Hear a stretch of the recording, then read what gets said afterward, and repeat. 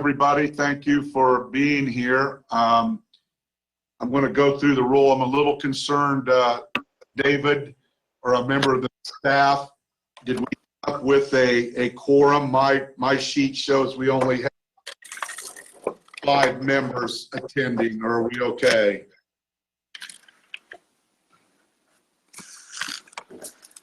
Can't hear you, David. Tim, what's the latest? Do we know if we have a quorum? Yeah, Diane wrote out earlier today that we did not. I believe we did get there. Okay. Although Jackson was on earlier and now he's off, so I think he's the one that would make the quorum. I'm back. Oh, okay, there we are. Where'd you go? I'll call the Sorry roll and about we'll see where we're at. Camera's Just not to working. make sure. All right, we'll go ahead and call the meeting to order of the MPO Policy Board for July 8th, 2021. And the first thing I'll do is call a roll to, in accordance with the rules of the virtual meeting, but also to ensure that we have a quorum. So Mayor Rosworski, I'm here. Mayor Dennis. I'm here. Is Kevin Underwood or John Basham by any chance today join? Okay. County Commissioners is either Tom Murtaugh, Dave, or Tracy on the line. Okay. Jackson Bogan. Present. Melissa Weiss Williamson or Ron Campbell by any chance? Okay. Peter Bunder. Here. Cindy Murray. Here. Ben Murray. Here. Which Shane is not going to be. Well, looks like we just made it. That's 6, right? 1, 2, 3, 4, 5, 6. So we have 6 present, and that's a quorum. All right, thank you, everybody. The first item on the agenda is the approval of the minutes from the June 10th, 2021 meeting. Those have been communicated to you in your packets, and I'll entertain a motion to approve the minutes. So moved. Second. Thank you. Motion and a second. Okay. Well, again, we'll conduct a roll call vote. Mayor Rosworski, yes. Mayor Dennis. Aye. Let me see. So then it's down to Jackson Bogan, Aye. Peter Bunder, Aye. Cindy Murray, Aye. and Ben Murray. Aye. The minutes are approved. Thank you, everyone. Next item on the agenda is the resolution T 2021-11, a resolution to amend the FY 2020-2024 and the FY 2022-2026 transportation improvement programs, and that Doug will be handling that one.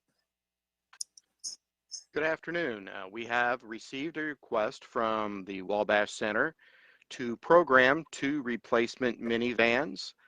They received notification this past May that they are receiving federal funds for this replacement, so this project needs to be programmed in the current tip and then also the future new tip. The total cost of the 2 replacement vans is $96,332. Normally, these projects are funded out of Section 3310 Federal Transit Administration funds at an 80-20% split, with 80% being federal funds. For this grant cycle, NDOT will be using federal funds from the American Rescue Plan of 2021. Thus, this project will be funded with 100% federal funds. The Technical Transportation Committee did review this request last month at their meeting and recommended approval, and APC staff is recommending approval of this amendment to both tips. Are there any questions? All right, any questions for Doug? All right, hearing none, we'll conduct a roll call vote. Mayor Rosworski, aye. Mayor Dennis. Aye. Jackson Bogan, Aye.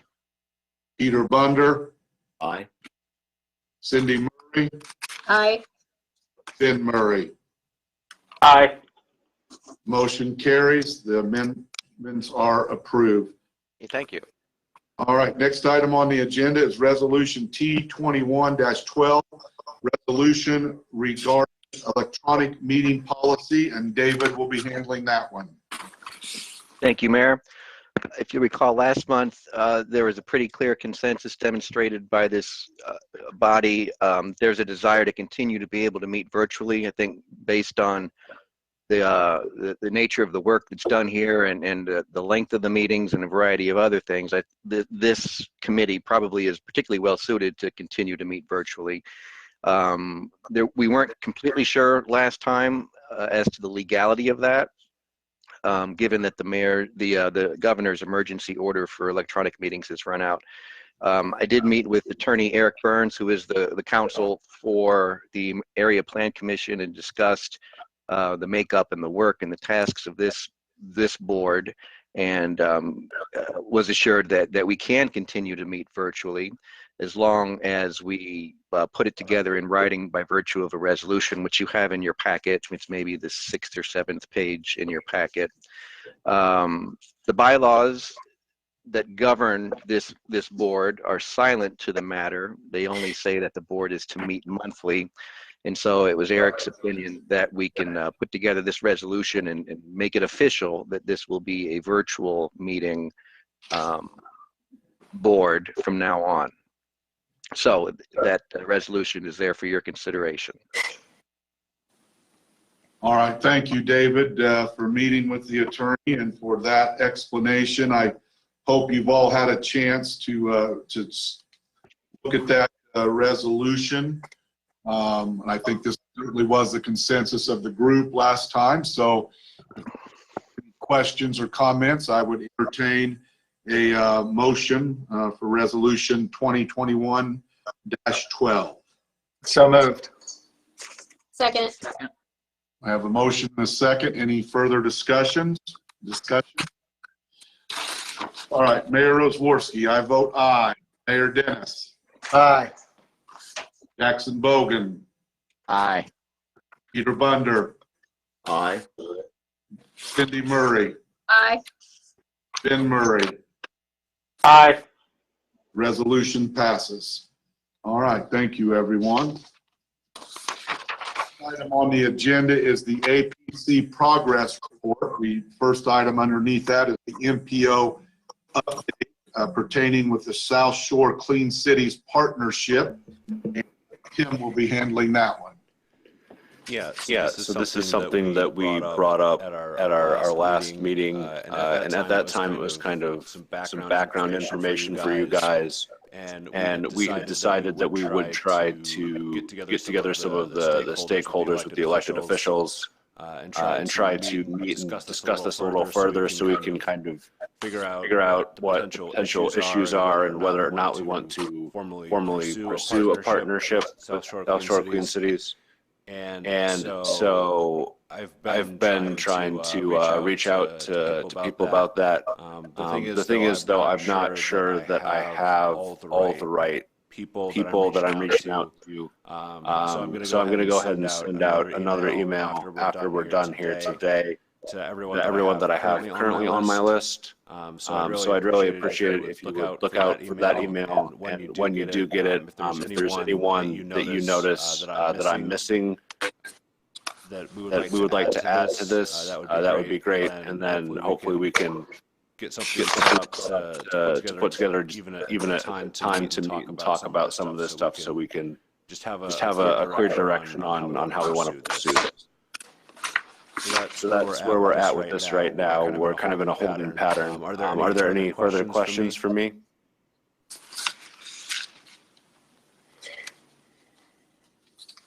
Okay. All right. Thank you, Tim. Everybody can keep an eye out for those emails. Then I know we're all busy, but if we could, we'll try to till we make a decision.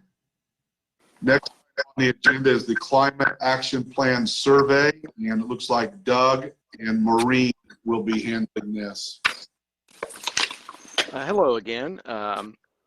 It's kind of an interesting topic that we've been presenting here for the past few meetings regarding the development of a Greater Lafayette Climate Action Plan. In that last month, specifically on June 5th, there was a kickoff for phase 3. And this phase is in terms of developing the information, the data needed for this project, gathering the data too, and involving the public is going to be handled through 2 different means. One is through a survey, and the other is through public meetings. And the survey, of course, was started on June 5th. Not too long ago, there was some information that was presented regarding the survey, and unfortunately, the number of respondents was somewhat small, so it was decided to keep the survey open longer. And we wanted to just make sure everyone is aware that the survey is still open, and ask if you have not received or looked at it to take it. And then if you could pass the information along, please do. In the packet, there was a link to it, and then electronically, you can find it through the greaterlafayetteind.com website. I know on Tippecanoe County's main webpage, there is a spot where you can click on that you can go to it. And then I believe on the Facebook pages for West Lafayette, Lafayette, and Tippecanoe County, there is some information in the link as well. So the first survey is basically just a data gathering in terms of what is the public perception and views of climate change. So please feel free to take it if you haven't, and then pass the information along. Any questions?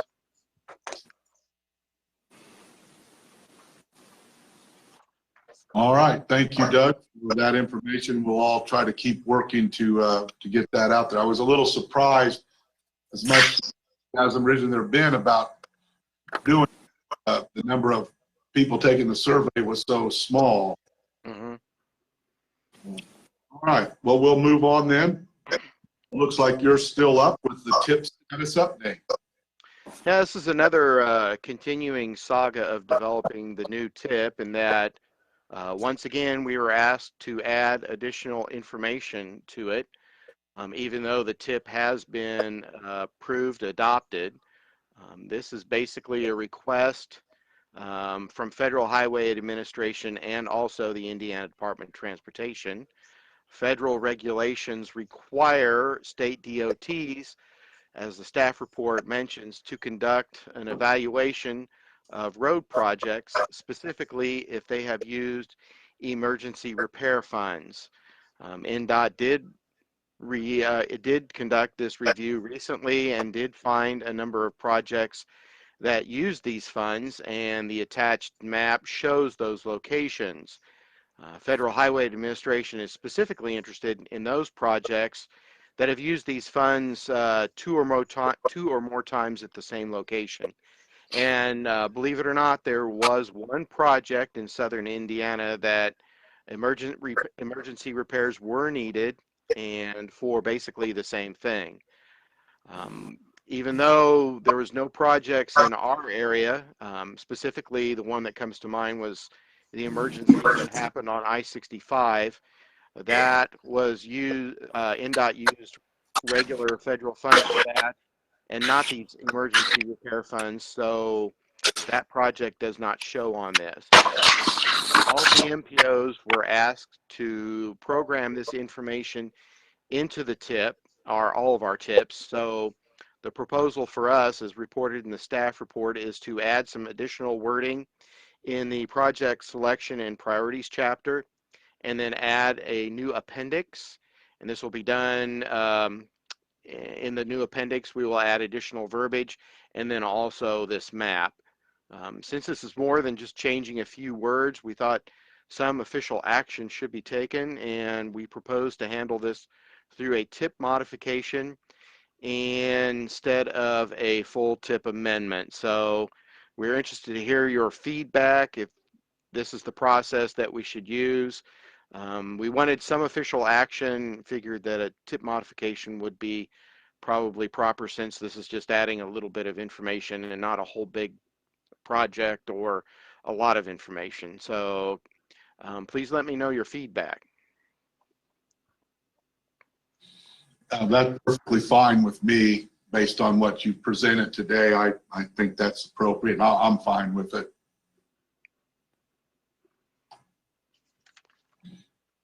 Anybody else not fine with? If you're not fine with it, let us know. Anybody not fine with it? So under that scenario, Doug, you're just bringing it to our attention, and we don't need to take an official vote, but you're just bringing it to our attention. That is correct. We thought it would be important enough since we are adding it to the tip, and we wanted to make sure everyone knew about it. So instead of looking through the document and there being a surprise, there is some official action. So. Yeah, well, it's a good thing you do that. I'm sure Mayor Dennis would have caught that.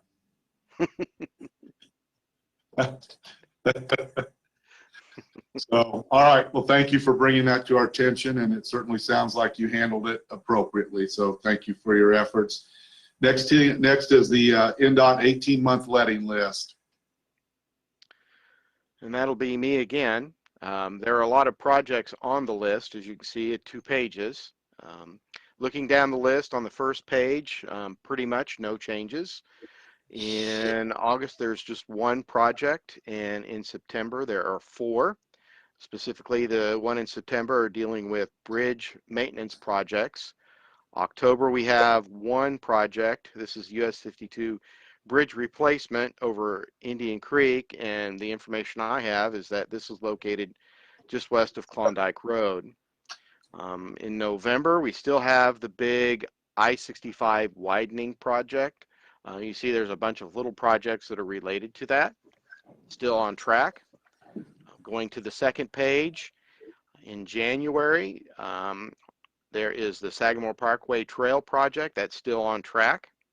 Looking down to projects 30 and 31, with one being on State Road 43, a bridge replacement, and then the other State Road 225. I was informed here very recently that this has been moved to an October 2022 letting instead of the July 22 letting, and this is because of the maintenance of traffic, and that there'll be a conflict with the State Road 43 at I-65 intersection improvement projects that will be let this coming November. Looking further down the list, there are some new projects, 36, 37, 38, and 40. The first one, US 231, is an overlay preventive maintenance project, and this is the very southern part of Tippecanoe County. The one right below that is on 231 as well, same area, and then also in Montgomery County, adding auxiliary passing lanes at certain locations. And then project 40, a new one. This is the McCutcheon Pedestrian Safety Project, 11/16 of 2022 letting. And of course, right before that or above that, the Yeager Road Project, which is on October 13th of 2022 letting.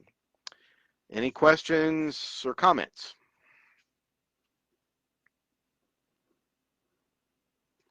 All right. Well, hearing none for Doug, that will move us down to our citizen comment portion of the meeting. So how would the Area Plan Commission staff like me to handle that? We want to do 30 seconds or a minute. And have you received any public comment prior or during this meeting? Mayor, we do have one other item. We have some information about the NDOT permanent traffic count stations before we get to public comment. Oh, okay. All right. Is that oh, I see those 3 things there. It said documents, but yes, I didn't. Okay, I got it. Tim, are you going to handle those then? Doug is. Doug is? Okay. Doug, you're still up. Yeah, this is kind of an interesting project that has been going on for a short while.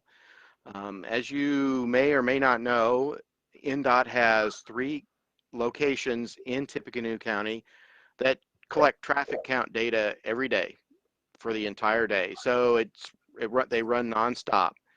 One location on I-65, which actually has been closed due to the widening, was relocated just north of the county, and it's located south of State Road 18.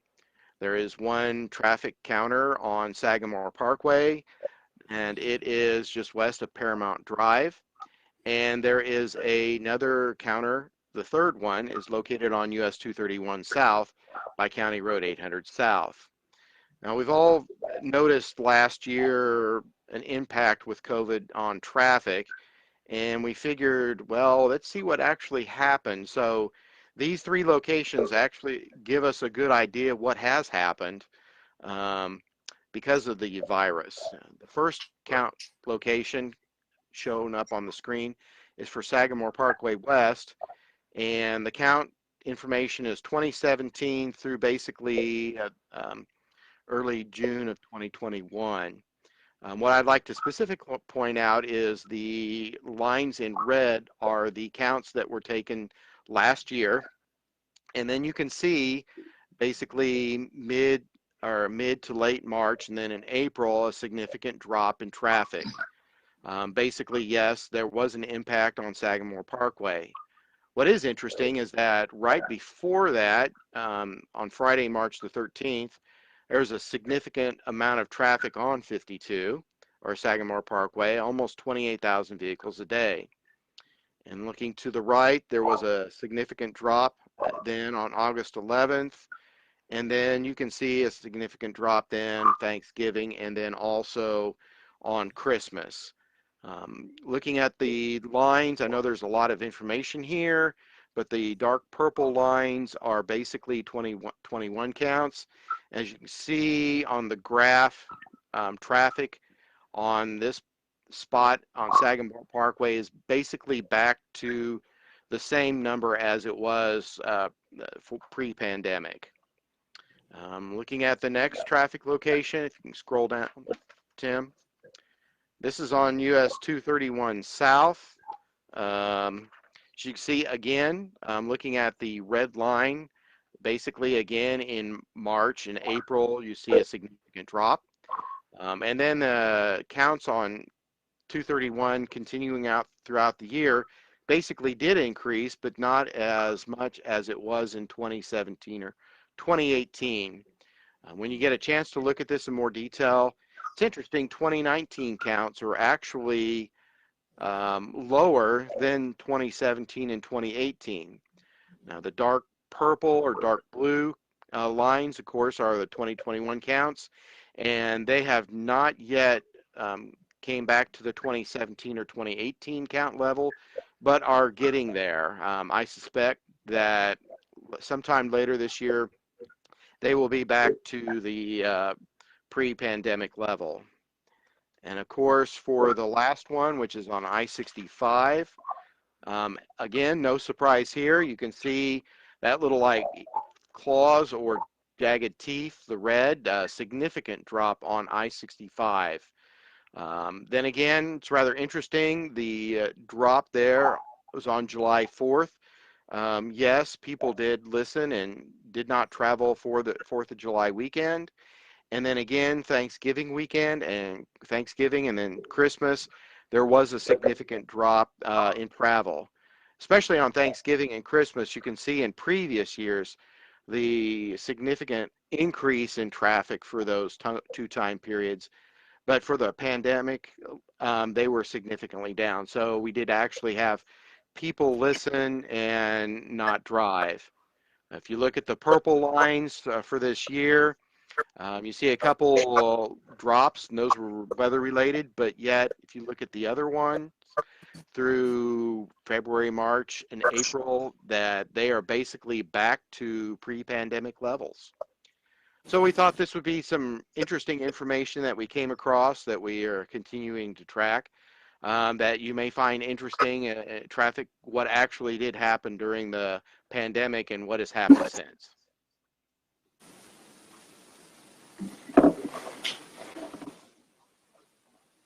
Questions or comments? All right. Well, thank you, Doug. That is interesting. So thank you for presentation. Any questions for Doug or any members of the staff? Okay. All right. Are we ready for citizen comment now? Did the staff receive any citizen comment? There are no comments at this time. Okay. Well, will somebody time it? We'll wait however long you think. Sure. Should. Let's start a minute timer now. All right. Thank you.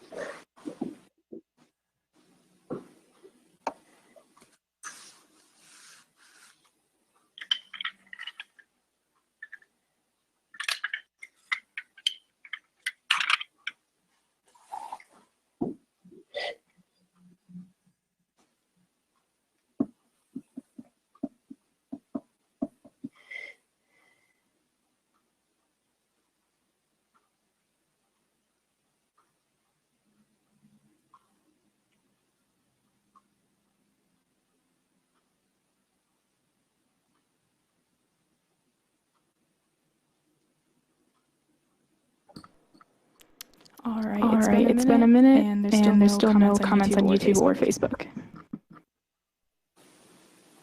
All right. Thank you very much for your help with that. I appreciate it.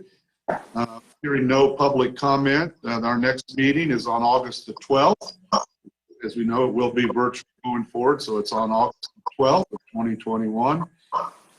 With that, I'd entertain a motion to adjourn. So moved. Second? Do I have a second? Second. Thank you. Mayor Rosworski, aye. Mayor Dennis, Aye. Jackson Bogan, Aye. Peter Bunder, Aye. Cindy Murray, Aye. Ben Murray. Aye. Thank you, everyone. The meeting is adjourned. Enjoy the rest of your day. See you guys.